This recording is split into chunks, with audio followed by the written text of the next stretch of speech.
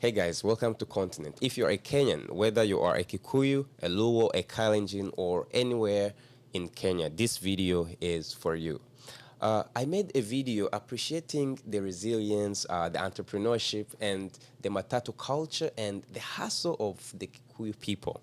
And I tell you, wow, the comments stoned me. Some people called me a tribalist, and others say that I'm dividing Kenya. Some even brought up Rwanda. That's where I'm from. So the hate was real.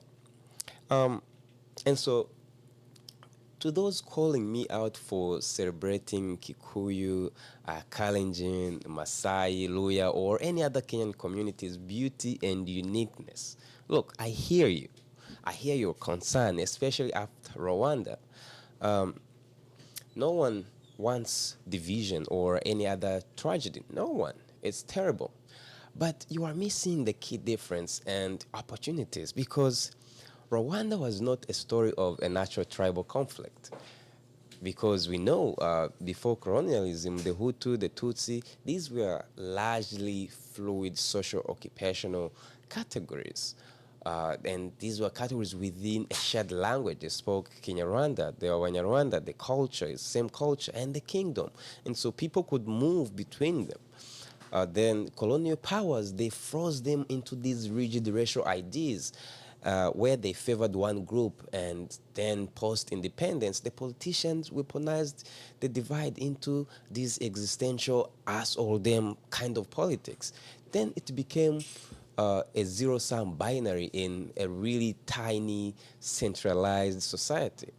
And so that was a manufactured polarization, not organic cultural pride. Um, Kenya is different. Kenya is very different because Kenya have dozens of distinct communities within their, like some of them have their own languages. They have their own histories, their own customs, and their own strength. This is not a single binary. So celebrating what makes Kikuyus entrepreneurial and resilient, the Maasai warriors and stewards of the land, the Kalenjin athletes, and this how they are disciplined, the coastal Swahili, and any other group's really unique contribution. It is not Hutu power, no. It is appreciating reality because these identities, we have to remember they existed long before independence. So, suppressing honest talks about them, it doesn't erase them. I think it often actually breeds into resentment or the underground tribalism. And so, this is what you are missing. Uh, Cultural pride and national unity are not enemies. They are not.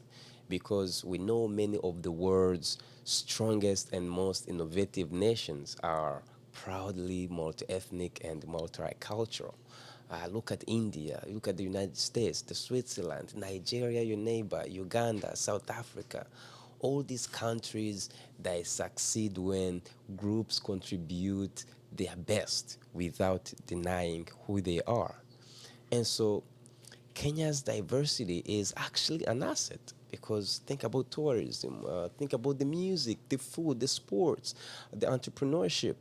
Uh, you know, so when these communities feel seen and valued, at least they are more likely to invest in the whole nation. And so tribes don't build nations. I think is a misunderstanding.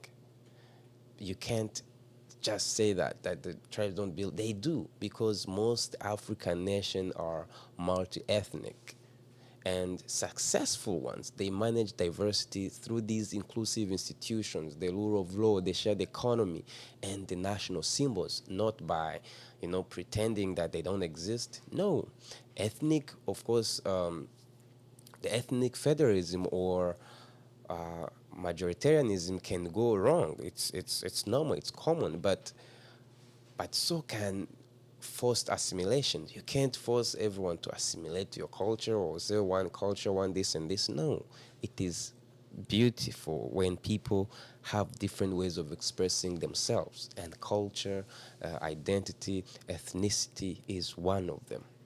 So Kenya's constitution even already recognizes this balance.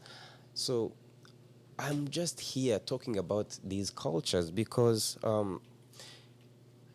they're beautiful and they're worth preserving. And so, learning a Kikuyu proverb, you can think about a Maasai dance or a Luhya heritage. It doesn't make me anti anyone. I don't think it makes me richer and more empathetic.